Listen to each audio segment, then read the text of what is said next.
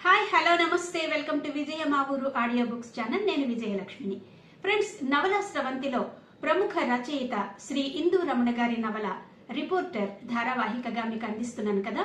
మరి ఈరోజు రిపోర్టర్ నవల ధారావాహిక 12వ భాగం వినిపించబోతున్నాను. మరి కథలోకి వెళ్లే ముందు ఒక చిన్న రిక్వెస్ట్ అండి.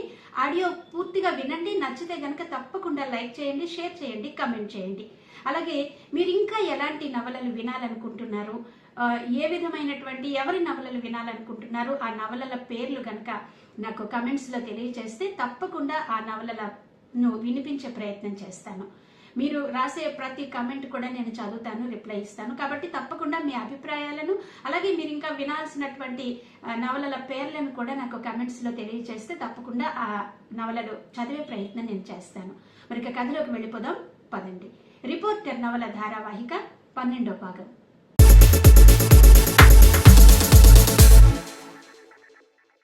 ఉదయాన్నే యూనివర్సిటీకి బయలుదేరాడు ఆనంద్.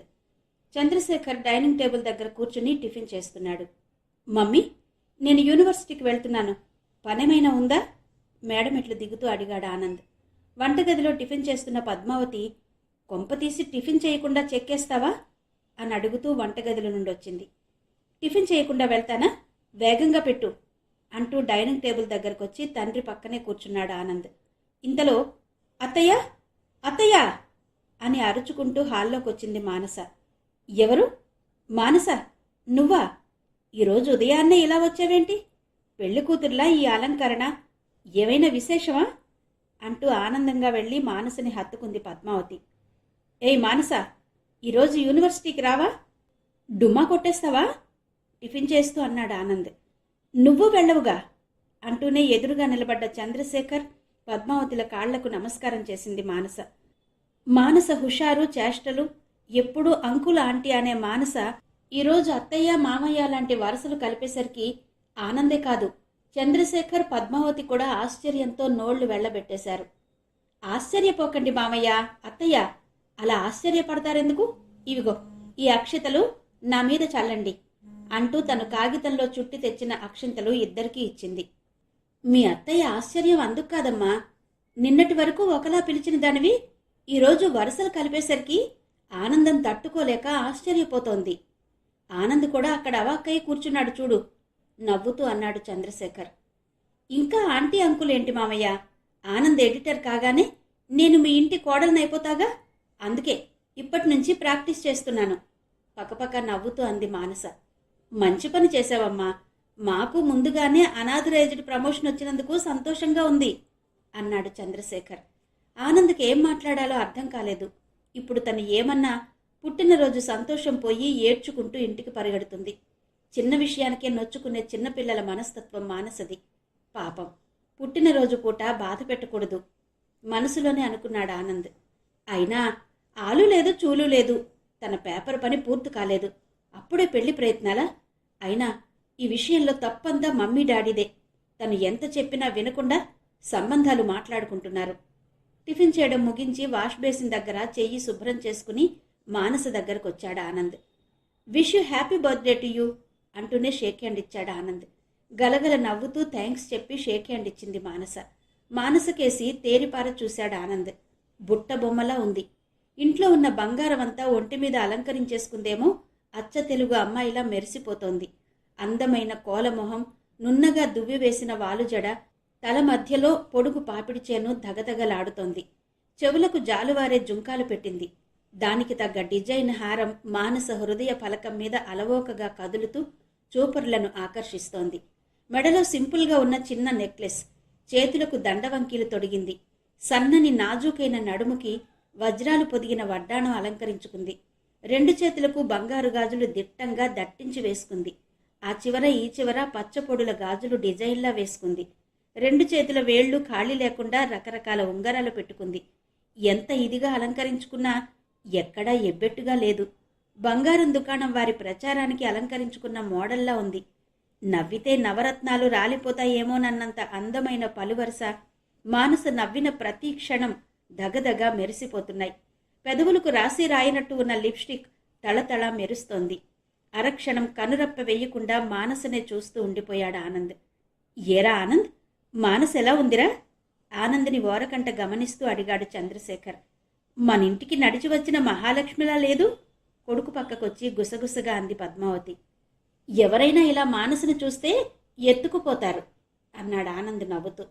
అందంగా ఉన్నాను కదూ అంది మానస ఆనంద్ కేసు కొంటెగా చూస్తూ.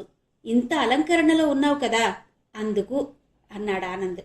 అంటే అంటే నా బంగారం కోసమా? ఆనంద్ మీదకు కోపంగా వస్తూ అంది మానస.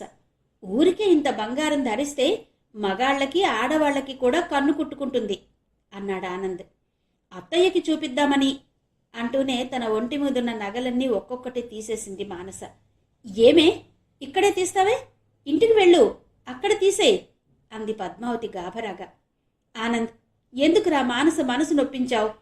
చంద్రశేఖర్ గాభరాగా ఆనంద్ కేసు చూస్తూ అన్నాడు. అయ్యో మావయ్య, నేను ఆనంద్ ఏదో అన్నాడని తీసేయడం లేదు. మార్కెట్కు వెళ్ళాలి, అది ఆనంద్తో వెళ్దామని వచ్చాను. సరదాగా అత్తయ్యకి నా అలంకరణ చూపిద్దామని ఇలా వచ్చాను అంటూ వస్తువులన్నీ ఒక దగ్గర పెట్టింది మానస. ఇవి ఇంట్లో ఇచ్చేసిరా అమ్మా అంది పద్మావతి. లేదత్తయ్య, మీ దగ్గరుంచండి, సాయంత్రం వచ్చి తీసుకువెళ్తాను చెప్పింది మానస. లోపల పెట్టవే పద్మ, వస్తువులన్నీ చూసి గాభరా పడుతూ అన్నాడు చంద్రశేఖర్. ఎందుకు మామయ్య అంత భయం? అత్తయ్య జాగ్రత్తగా దాస్తారు కదా ధీమాగా అంది మానస. దాచలేక కాదమ్మా, రోజులు అసలే బాగాలేవు కదా, ఇంట్లో ఒంటరిగా ఉంటుంది కదా, అందుకు భయం. నువ్వు వేగంగా వచ్చి పట్టుకెళ్ళిపో అన్నాడు చంద్రశేఖర్. నాదేముంది మామయ్య, ఆనంద్ ఎంత త్వరగా బయలుదేరితే అంత త్వరగా మార్కెట్లో పని చూసుకుని వచ్చేస్తాం అంది మానస. నేనా? నాకసలే చాలా పనులున్నాయి, యూనివర్సిటీకి వెళ్ళి అలా ప్రెస్కి వెళ్ళాలి అయిష్టంగానే అన్నాడు. అత్తయ్య, ఈ ఒక్కరోజు ఆనంద్ని నాతో మార్కెట్కి పంపించండి అత్తయ్య, ఒక్క పూట కాలేజీకి డుమ్మ కొట్టమనండి పద్మావతిని గెడ్డం పట్టుకుని బ్రతిమిలాడుతూ అంది మానస. ఒక్క పూటే కదరా, మధ్యాహ్నం కల్లా ఇంటికొచ్చేస్తారు కదా ఆనంద్ కేసు చూస్తూ అంది పద్మావతి. చేతిలో ఇంత పని పెట్టుకుని పనిపాటు లేకుండా మార్కెట్కి షికార్కి ఎలా వెళ్తానమ్మా? తనకు తెలీదు, మీరైనా ఆలోచించాలి కదా చిరాగ్గా అన్నాడు ఆనంద్. ఊరికే షికారు కాదత్తయ్యా, నా పుట్టినరోజు సందర్భంగా ఆనంద్కి ఒక మంచి డ్రెస్ కొనడానికి వెళ్తున్నాం చెప్పింది మానస. నాకెందుకు? వద్దు గట్టిగా అన్నాడు ఆనంద్. నువ్వు కొనుక్కోవటం లేదు, మా తాతయ్య అమ్మమ్మ కొనమన్నారు, అది నాకు నచ్చినవి, నీకు సూట్ అయినవి గోముగా అలుగుతూ అంది మానస.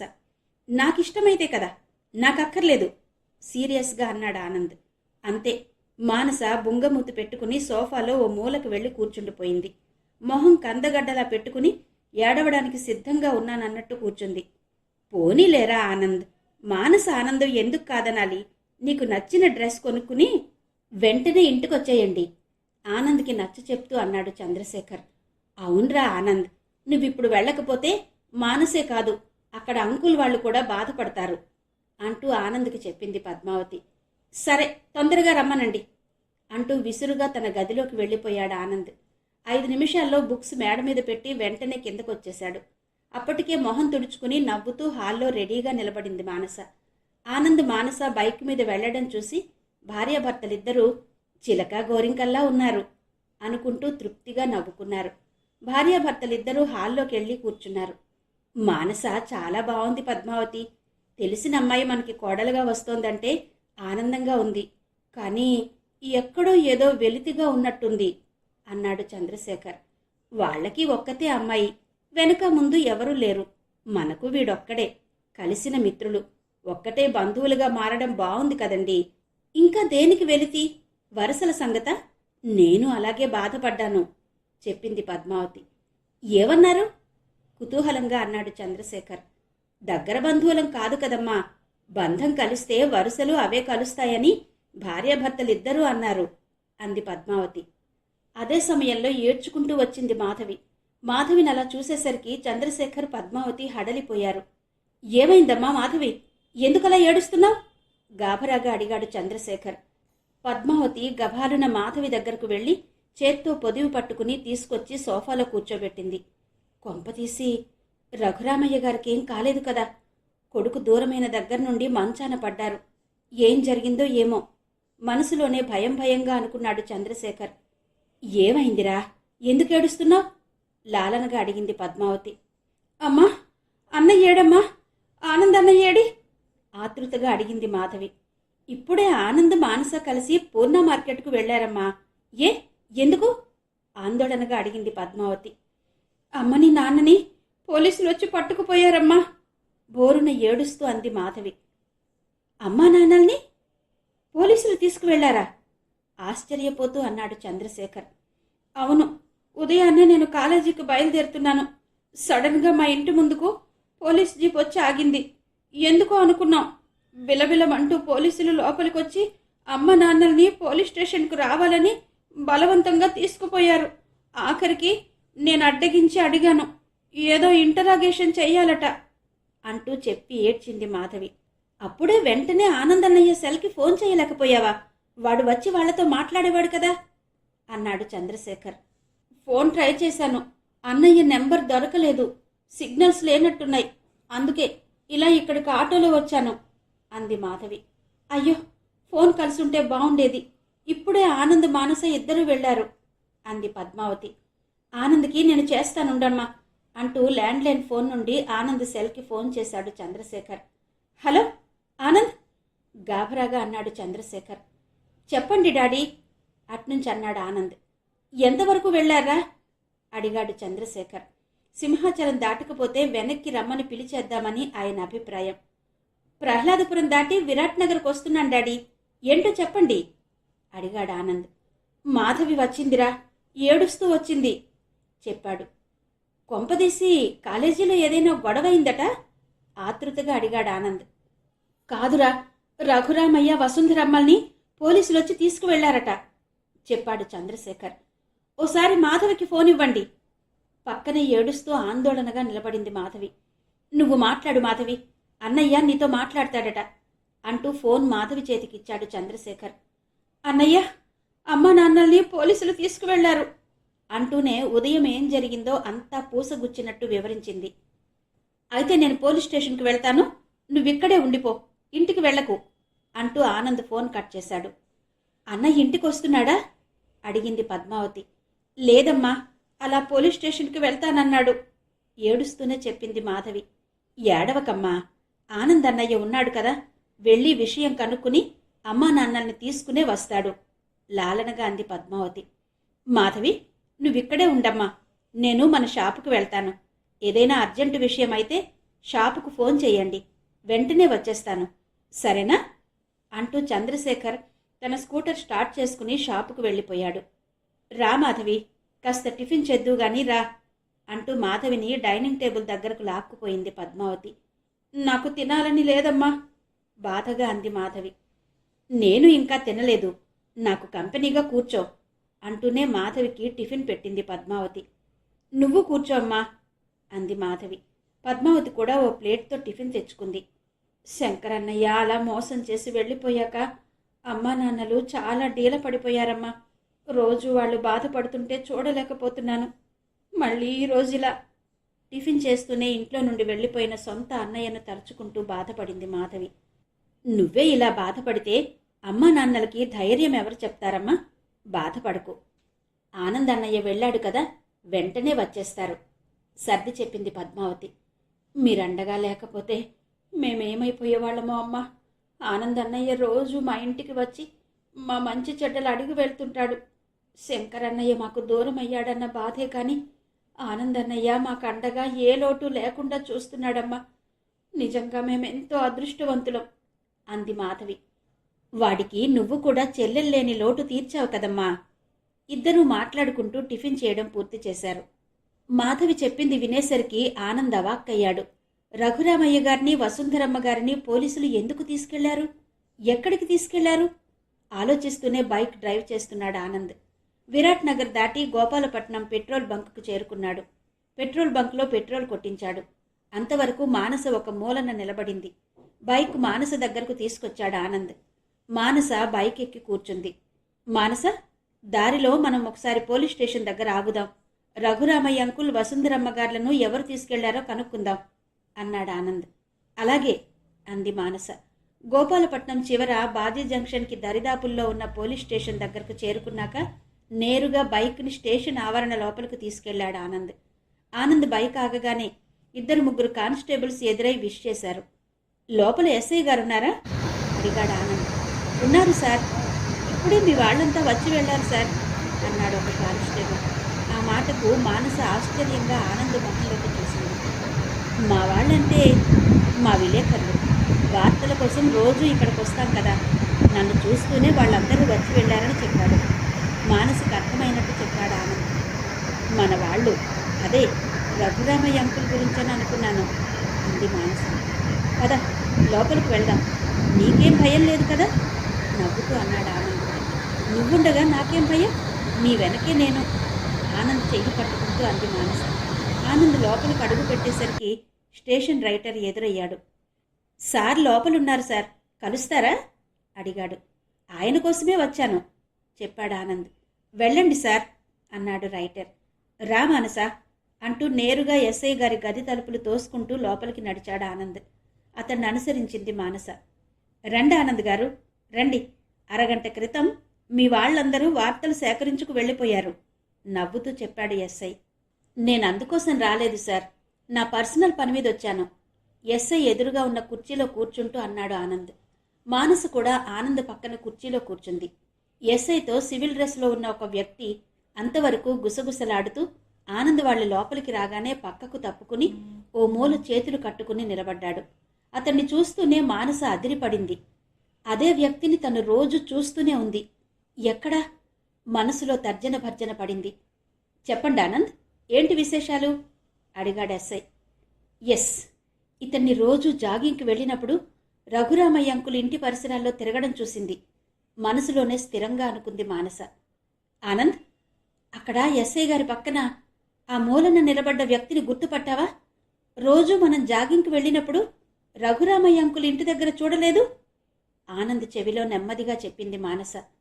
ఆనంద్ గారు, ఎనీ ప్రాబ్లం అంటూనే తన పక్కన ఉన్న వ్యక్తిని బయటకు వెళ్లమని సైగ చేశాడు ఎస్ఐ. బహుశా ఆనంద్ వాళ్ళు ఏదో చెప్పాలని వచ్చారు. ఇతను తన పక్కన ఉన్నాడని చెప్పడానికి సంశయిస్తున్నట్టు ఆ అమ్మాయి ఆనంద్ చెవిలో గుసగుసలను చూస్తే అర్థమవుతోంది అనుకున్నాడు ఎస్ఐ. అదేం లేదు సార్, కానీ ఇతనెవరండి? ఇతన్ని నేనెప్పుడూ స్టేషన్లో చూడలేదే అనుమానంగా అడిగాడు ఆనంద్. ఇతను మా డిపార్ట్మెంటే, కానీ సివిల్ డ్రెస్లో ఇన్వెస్టిగేషన్లో ఉంటాడు చెప్పాడు ఎస్ఐ. ఈ వ్యక్తి మమ్మల్ని రోజు అబ్జర్వ్ చేస్తున్నాడు సార్, ఎందుకో తెలుసుకోవచ్చా ధైర్యంగా అంది మానస. మిమ్మల్ని కాదమ్మా, మీరే రోజు రఘురామయ్య గారింటికి వెళ్తున్నారట కదా, నిజమేనా అడిగాడు ఎస్ఐ. అవును, ఏ కుతూహలంగా అడిగాడు ఆనంద్.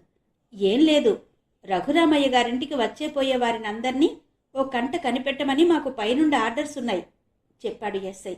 అదిరిపడ్డారు ఆనంద్ మానస. వాళ్లేం చేశారని వాళ్ల మీద నిఘా? ఇంతకీ ఈరోజు వాళ్ళిద్దరినీ తీసుకువచ్చారట, ఎక్కడున్నారో తెలుసుకోవచ్చా సూటిగా అడిగాడు ఆనంద్. ఆనంద్ గురించి ఎస్ఐకి బాగా తెలుసు. అందరిలా చోటామోటా రిపోర్టర్లా వ్యవహరించడు. చాలా తెలివిగా ధైర్యంగా వార్తలు రాస్తాడు. ఎవరికీ భయపడడు. కమిషనర్ గారే ఆనంద్ని చాలా జాగ్రత్తగా డీల్ చేయాలని చెప్తుంటారు. అందుకే ఆనంద్తో ఆలోచించి మాట్లాడుతున్నాడు ఎస్ఐ. చెప్పండి ఎస్ఐ గారు, ఈరోజు రఘురామయ్య గారిని అతని భార్య వసుంధరమ్మ గారిని మీ పోలీసులు తీసుకొచ్చారు. వాళ్ళెక్కడున్నారు? ఉద్వేగాన్ని, గుండెల్లో నుండి తన్నుకొస్తున్న కోపాన్ని అణుచుకుంటూ అన్నాడు ఆనంద్. కమిషనర్ ఆఫీస్కి తీసుకువెళ్లారు సార్, ఏదో ఇంటరాగేషన్ చెయ్యాలని తెలిసింది నెమ్మదిగా చెప్పాడు ఎస్ఐ. థ్యాంక్ యూ సార్, మేమెళ్తాం అంటూ ఆనంద్ దిగ్గున లేచాడు. ఆనంద్ లేవగానే మానస్ కూడా లేచి నిలబడింది. ఆనంద్ గారు, మీ ఫియాన్సీయా నవ్వుతూ అడిగాడు ఎస్ఐ. ఆనంద్ ఉలిక్కిపడి ఎస్ఐ కేసి చూశాడు. మానసని, మానస తయారైన విధానాన్ని చూస్తే ఎవరైనా అలాగే అనుకుంటారు. అచ్చం పెళ్లి కూతుర్లా ముస్తాబయింది. ఇంకా నయం, అలంకరించుకున్న వస్తువులన్నీ తీసేసింది. లేకపోతే నడిచి వచ్చిన లక్ష్మీదేవిలా మొబైల్ పెళ్లి కూతుర్లా కనిపించేది. మానస కేసి, ఎస్ఐ కేసి ఓసారి తేరిపార చూసి చిన్నగా చిన్న చిరునవ్వు నవ్వేసి ఆ గదిలో నుండి బయటకు వచ్చేశాడు ఆనంద్. స్టేషన్ బయటకు వచ్చాక బైక్ స్టార్ట్ చేసి మానస కేసి చూశాడు ఆనంద్. మానస, నాతో కమిషనర్ ఆఫీస్కి రావడం నీకు అవసరమా? ఇలా అందంగా తయారయ్యి అందరి కళ్ళలో పడితే నరుడి కళ్లకు నల్లరాయి కూడా బద్దలైపోతుందంటారు. మనం ఇద్దరం ఇలా అందరి కళ్ళల్లో నోళ్లలో పడకూడదు, ప్లీజ్ అంటూ మానస కళ్ళలోకి చూశాడు ఆనంద్. నాకైతే ఎలాంటి అభ్యంతరం లేదు, నువ్వు కమిషనర్ ఆఫీస్కి వెళ్ళు, అంతవరకు బ్యారెక్స్ పక్కన ఉంది కదా, విశాఖ సెంట్రల్, అందులో షాపింగ్ చేస్తూ ఉంటాను. నువ్వు నీ పని అయిపోయాక అక్కడికొస్తే నీకు నచ్చిన, నేను మెచ్చిన డ్రెస్ కొనుక్కోవచ్చు.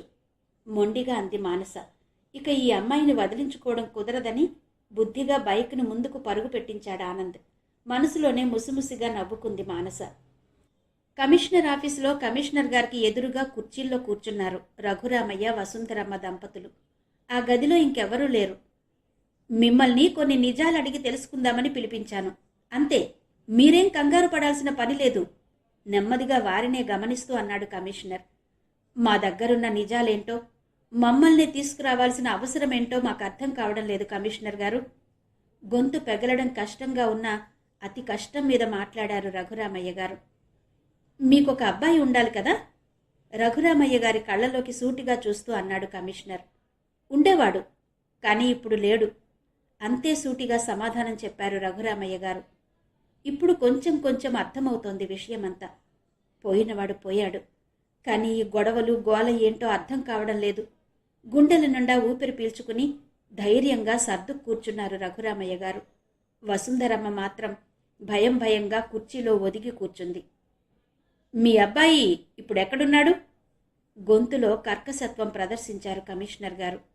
ఎదుటి వ్యక్తిని ఎలా వశపరుచుకోవాలో ఆయనకు వెన్నతో పెట్టిన విద్య. ఎవరిని ఎలా ఇంట్రాగేట్ చేయాలో బాగా తెలిసిన వ్యక్తి. వాడి ఇల్లు వదిలి 2 ఏళ్లు కావస్తోంది. ఇప్పుడెక్కడున్నాడో ఏం చేస్తున్నాడో మాకేం తెలుస్తుంది సార్? గొంతు విప్పి ధైర్యంగా చెప్పింది వసుంధరమ్మ. మీరు మాట్లాడకండి, నేను మీ వారిని అడుగుతున్నాను అన్నాడు కమిషనర్ నెమ్మదిగానే. ఆయన ఒక్కరినే తీసుకురావాల్సింది కదా, మరి నన్నెందుకు లాక్కొచ్చారు? తెలివిగా అడిగినా కోపంగానే అడిగింది వసుంధరమ్మ. కమిషనర్కి భ్రుకుటి ముడిపడింది. ఆమె అన్నదాంట్లో వాస్తవం ఉంది. ఇప్పుడు ఇక్కడ ఆమెకి కూడా మాట్లాడే అవకాశం ఉంది. అవకాశం ఇవ్వాలి కూడా. క్షణం ఆలోచిస్తూ కూర్చుండిపోయారు కమిషనర్. కన్న కొడుకు కనిపించకపోతే కనిపించలేదని రిపోర్ట్ ఇవ్వాల్సిన అవసరం లేదా? వెతికించాల్సిన పని లేదా? భార్యాభర్తలిద్దరి మొహాల్లోకి చూస్తూ అన్నారు కమిషనర్. చిన్నవాడైతే వెతుకుతాం, పిచ్చివాడైతే మీరన్నట్టు పేపర్లలో ప్రకటన ఇవ్వచ్చు, రిపోర్ట్ ఇచ్చి వెతికేవాళ్లం. కానీ ఒక వయస్సు వచ్చి బాధ్యతలు తెలిసిన చదువుకున్న మూర్ఖుడు బంధాలను తెంచుకుని పారిపోతే వెతికినా ఏం ప్రయోజనం సార్? బాధగా అన్నారు రఘురామయ్య గారు. రఘురామయ్య గారు అలా అనేసరికి వసుంధరమ్మ గుండెల్లో నుండి తన్నుకొచ్చిన దుఃఖాన్ని ఆపుకోలేకపోయింది. పోలీస్ కమిషనర్ ఛాంబర్ అని కూడా మరిచిపోయింది. బలవల ఏడ్చేసింది. ప్లీజ్ ఏడవకండమ్మా, ఇంత వయసు వచ్చినా మీ ఆయనగారు చూడండి ఎంత ధైర్యంగా ఉన్నారో అసహనంగా అన్నాడు కమిషనర్. ఊరుకోవసు, ఎవరి కర్మకు ఎవరు బాధ్యులు, ఎవరికి వారే యమునా తీరే అన్నారు పెద్దలు. వాడి దారి వాడు వెతుక్కున్నాడు. నీకు నాకు ఇక ఒకే దారి కదా. భార్యకి వేదాంతం చెప్తున్న రఘురామయ్య కేసి తీక్షణంగా చూశారు కమిషనర్. మీకు మీ అబ్బాయి గురించి అసలేమీ తెలియదంటారు. మాకసలు కొడుకే పుట్టలేదనుకుంటున్నాం బాబు, బాధగా అంది వసుంధరమ్మ. మీరు చెప్పండి సార్, రిపోర్టర్ ఆనంద్ గారికి మీకు ఏంటి సంబంధం? అడిగాడు కమిషనర్. బంధాలు అనుబంధాలు ప్రేగు తెంచుకు పుట్టవు సార్, మనసులు పంచుకుని బంధాలు పెంచుకుంటాం అన్నాడు రఘురామయ్య. నాకు మీ డైలాగులు కాదు కావాల్సింది, డైరెక్ట్గా కరెక్ట్గా ఉన్నది ఉన్నట్టు చెప్పండి కొంచెం కటువుగా అన్నారు కమిషనర్ గారు. మా అబ్బాయి శంకర్ ఆనంద్ చిన్నప్పటి నుండి స్నేహితులు. కన్న కొడుకు మమ్మల్ని నట్టేట ముంచి వదిలేసి వెళ్ళిపోయినా ఆనంద్ మాత్రం మాతో ఆ బంధం ఇంకా అలానే నడిపిస్తున్నాడు. కన్న కొడుకు లేని లోటు తీరుస్తున్నాడు హుందాగా చెప్పారు రఘురామయ్య గారు. కమిషనర్కి ఏం మాట్లాడాలో అర్థం కాలేదు. ఏం మాట్లాడినా సూటిగా జంకు లేకుండా సమాధానమిస్తున్నారు భార్యాభర్తలిద్దరూ. ఆలోచిస్తూ క్షణం మౌనంగా కూర్చుండిపోయారు కమిషనర్. ఈ ఫోటో చూడండి, ఇది మీ అబ్బాయిదేనా? కుతూహలంగా ప్రశ్నిస్తూ వారి కళ్లలో కదిలే భావాలను చదవడానికి అన్నట్టు రఘురామయ్య గారి మొహంలో మొహం పెట్టి చూశారు కమిషనర్. ఫోటోని పరిశీలనగా చూసి నిర్లిప్తంగా క్రింద పడేస్తూ అన్నారు రఘురామయ్య గారు. ఇది మా అబ్బాయి ఫోటో కాదు. వాట్? ఇది మీ అబ్బాయి ఫోటో కాదా? ఆశ్చర్యంగా అన్నారు కమిషనర్. అవును సార్, కాదు నిర్లిప్తంగా అన్నారు రఘురామయ్య. ఇది మీ అబ్బాయిది కాదంటే ఈ ఫోటో ఎవరిదో మీకు తెలుసు, ఎవరితను? సూటిగా అడిగారు కమిషనర్. మా అబ్బాయికి మరో స్నేహితుడు, పేరు రవికుమార్ అన్నారు రఘురామయ్య గారు. ఈ అబ్బాయి పూర్తి వివరాలు తెలుసా మీకు? ఆతృతగా అడిగాడు కమిషనర్. మీ డిపార్ట్మెంట్ అబ్బాయే కదా, మీకు తెలీదా? వ్యంగ్యంగానే అన్నారు రఘురామయ్య గారు. ఆ మాటకు అదిరిపడ్డారు కమిషనర్. మా డిపార్ట్మెంట్లో అబ్బాయా?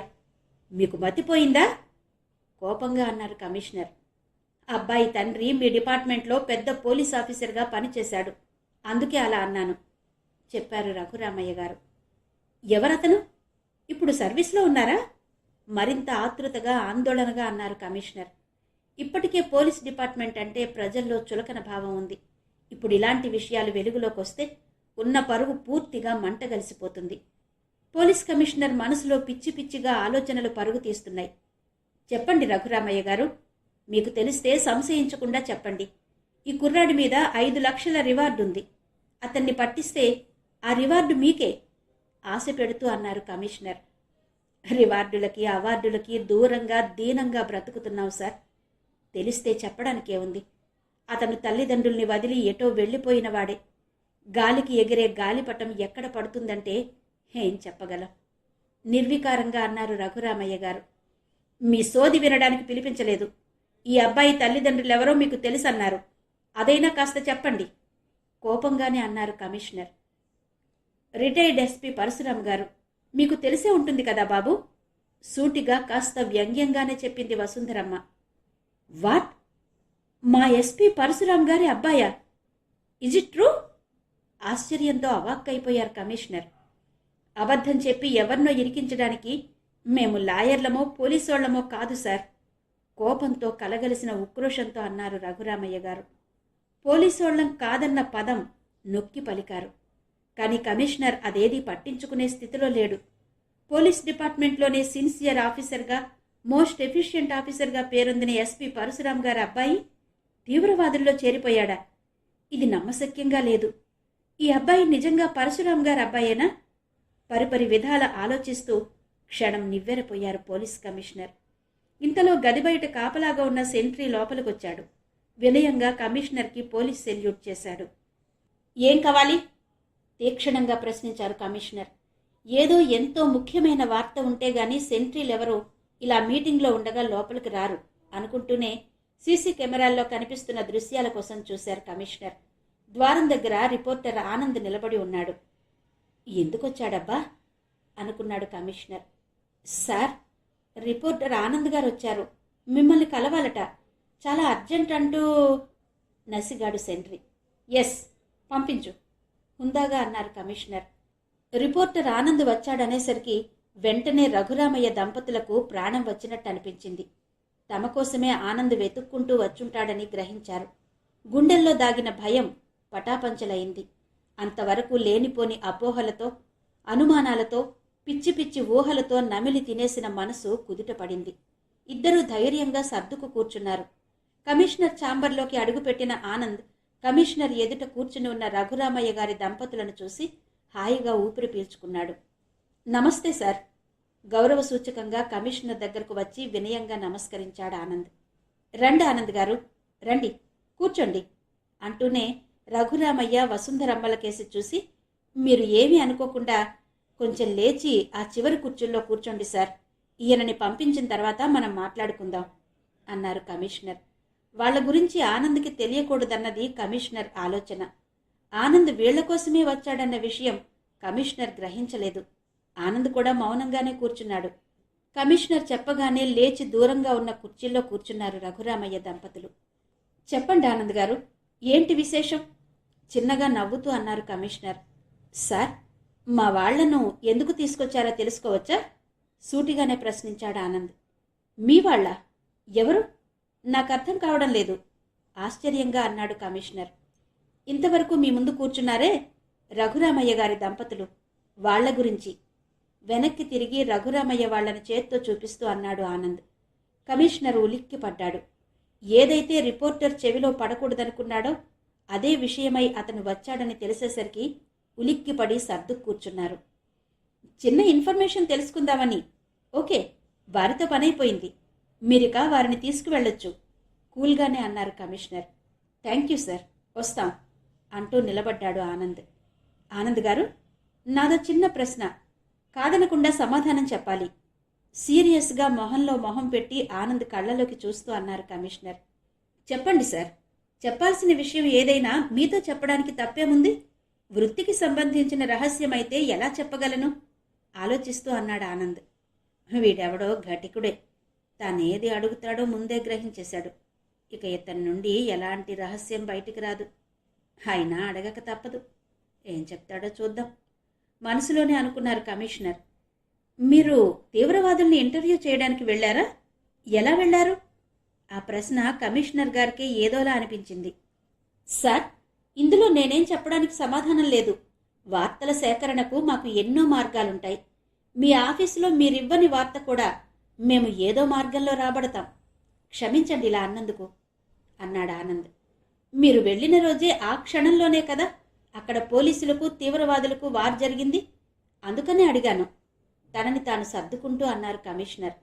సార్, నేను మీకేం చెప్పలేను, కానీ ఇది చదవండి అంటూ తన జేబులో భద్రంగా దాచిన లేఖ తీసి కమిషనర్ చేతిలో పెట్టాడు ఆనంద్. ఆనంద్ ఇచ్చిన లేఖ ఆత్రంగా తీసుకుని గబగబా మడతలు విప్పి చదివి అదిరిపడ్డారు కమిషనర్. ఆనంద్, ఆశ్చర్యం ఆందోళనతో అన్నారు కమిషనర్. అక్కడకు వెళ్ళినందుకు సార్ ఈ బహుమానం. వస్తాం సార్ అంటూ ఇక కమిషనర్ గారి సమాధానం కోసం ఎదురు చూడకుండా రఘురామయ్య దంపతులను వెంటబెట్టుకుని కమిషనర్ ఛాంబర్ నుండి వెలుపలకు వచ్చేశాడు ఆనంద్. ఆనంద్ను చూస్తూ ఉండిపోయాడు కమిషనర్. ఆనంద్ వాళ్ళు వెళ్లిన వెంటనే పోలీసు ఉన్నతాధికారులందరినీ తన ఛాంబర్లోకి పిలిపించారు కమిషనర్. అత్యవసర సమావేశం ఏర్పాటు చేశారు. రిపోర్టర్ ఆనంద్ మీ అందరికీ తెలుసు కదా అడిగారు కమిషనర్.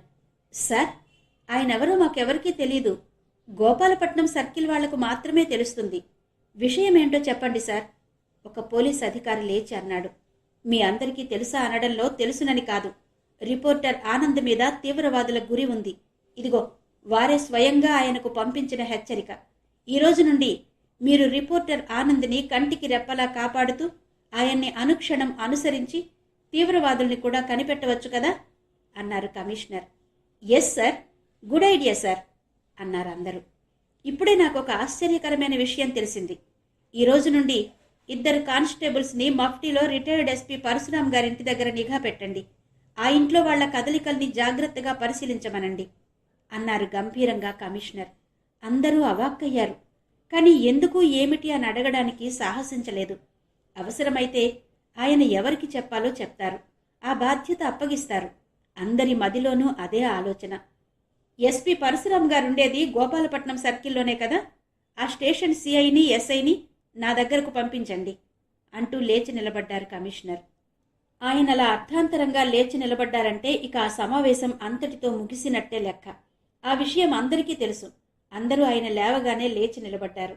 గౌరవ సూచకంగా అందరూ ఒకేసారి పోలీస్ సెల్యూట్ చేశారు, బోట్ల శబ్దం చేస్తూ.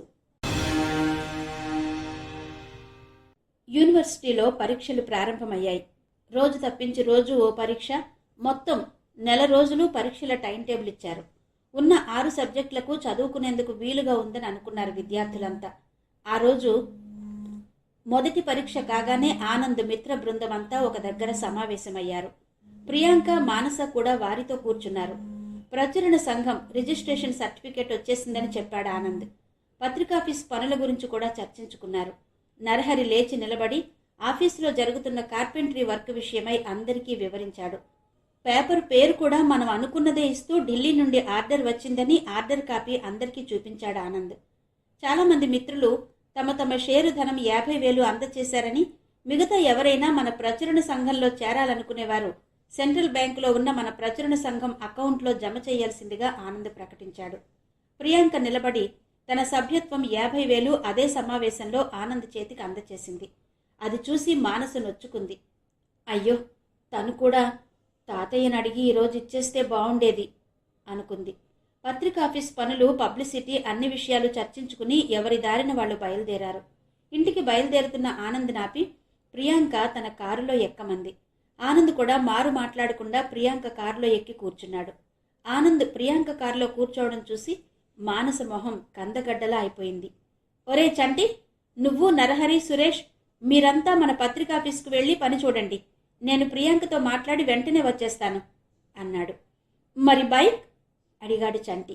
ఇక్కడ పార్కింగ్లో ఉండని, ప్రియాంక తిరిగి ఇక్కడికే వచ్చి దించుతుందిలే అన్నాడు ఆనంద్.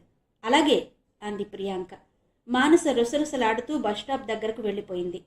ప్రియాంకకు తమ పెళ్లి ఖాయమైందని తెలిసినా ఇంకా తన ఆనందని వదిలిపెట్టదా? ఆఖరికి ఈరోజు పరీక్ష హాలుకి రావడానికి ముందే ప్రియాంకకి చెప్పింది, ఆనంద్కి నాకు పెళ్లి నిర్ణయం జరిగిందని. పరీక్షలు అయిపోగానే పెళ్ళని కూడా చెప్పింది. అయినా సిగ్గు లేకుండా, కనీసం తను ఉన్నదని కూడా చూడకుండా ఆనంద్ని తనతో లాక్కుపోయింది. అయినా ఈ ఆనంద్కైనా మతి ఉండొద్దు. ఈరోజు 50,000 చేతిలో పెట్టేసరికి అది పిలవగానే తోక ఊపుకుంటూ కారెక్కేశాడు. చిచి, ఈ మగాళ్ళంతా ఇంతే. అటు ఒకరిని ఇటు ఒకరిని అవలీలగా మెయింటైన్ చేసేస్తారు. ఆనంద్ కూడా అలాంటివాడే. మనసులోనే పరిపరి విధాలుగా ఆలోచిస్తూ నొచ్చుకుంటూ సింహాచలం బస్సు కోసం ఎదురు చూస్తూ బస్టాండ్లో నిలబడింది మానస. పక్కనే నిలబడ్డ మిగతా ఫ్రెండ్స్ తనని చూసి వెక్కిరిస్తున్నట్టు అనిపిస్తోంది. కాలేజీ అందరికీ తనే డప్పు కొట్టి మరీ చెప్పింది, ఆనంద్కు నాకు త్వరలో పెళ్లి జరుగుతుందని. తీరా చూస్తే మాయదారి ప్రియాంక ఆనంద్ని తన కారులో తిప్పుకుని ఊరేగుతోంది. చూసిన వాళ్లకి తను చులకన కాదా? ఇంతలో సిటీ బస్ వచ్చి ముందర ఆగింది. పరిగెట్టుకుని వెళ్లి బస్సు ఎక్కింది మానస. రామకృష్ణ బీచ్ దగ్గరకు తీసుకెళ్లి కారు ఆపింది ప్రియాంక. నీ డ్రైవింగ్ చాలా బాగుంది, మౌనంగా ఉన్న ప్రియాంకని కదుపుతూ అన్నాడు ఆనంద్. కారులో కూర్చున్న దగ్గర నుండి డ్రైవింగ్ చేస్తూ మౌనంగానే ఉంది ప్రియాంక. ఆనందే కల్పించుకుని మాట్లాడినా ఏం మాట్లాడలేదు.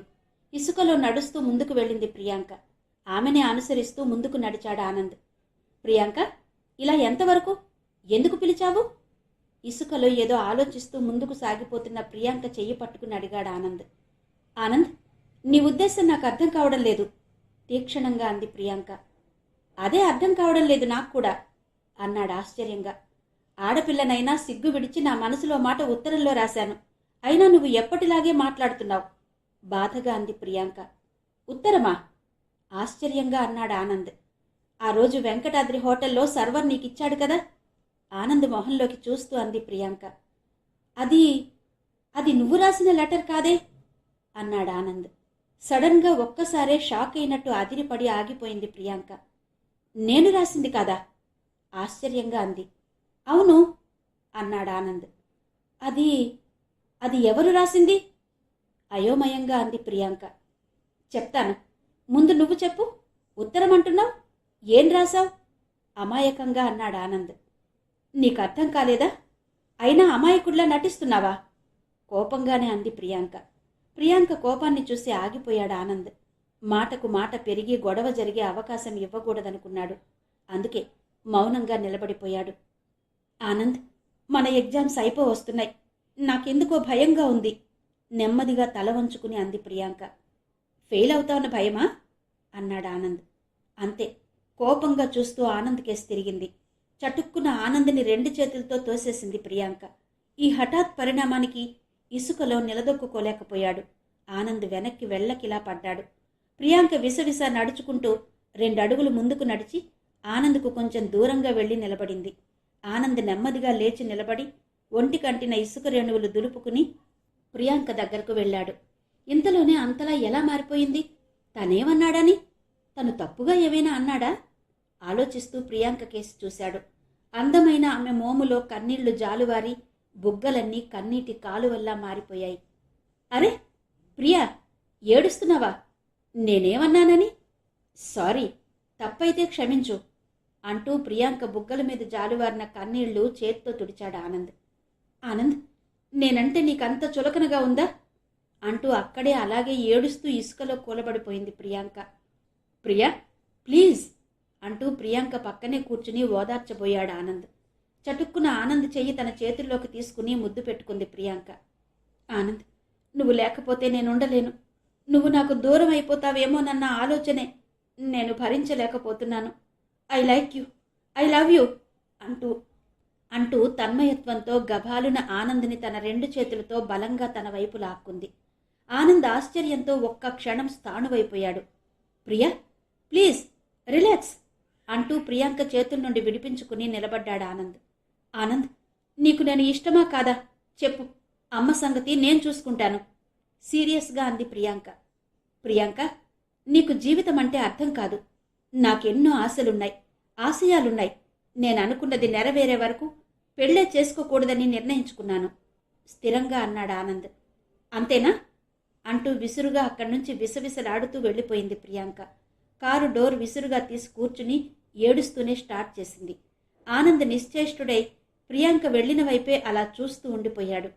ప్రియాంక కారు కనపడ్డ మేర వెళ్లే వరకు చూస్తూ నిలబడ్డ ఆనంద్ నెమ్మదిగా నడుచుకుంటూ రోడ్డు మీదకొచ్చాడు. ఖాళీగా వెళ్తున్న ఆటో ఎక్కి యూనివర్సిటీ ఇన్గేట్ దగ్గరకు వెళ్లమని చెప్పాడు. విన్నారు కదండి, ప్రముఖ రచయిత శ్రీ ఇందూ రమణ గారి నవల ధారావాహిక 12వ భాగం రిపోర్టర్ నవల వినిపించాను కదా. మరి తరువాతి కథ ఏంటి అన్నది రేపటి భాగంలో తెలుసుకుందాం. మరి అంతవరకు సెలవు, నమస్తే.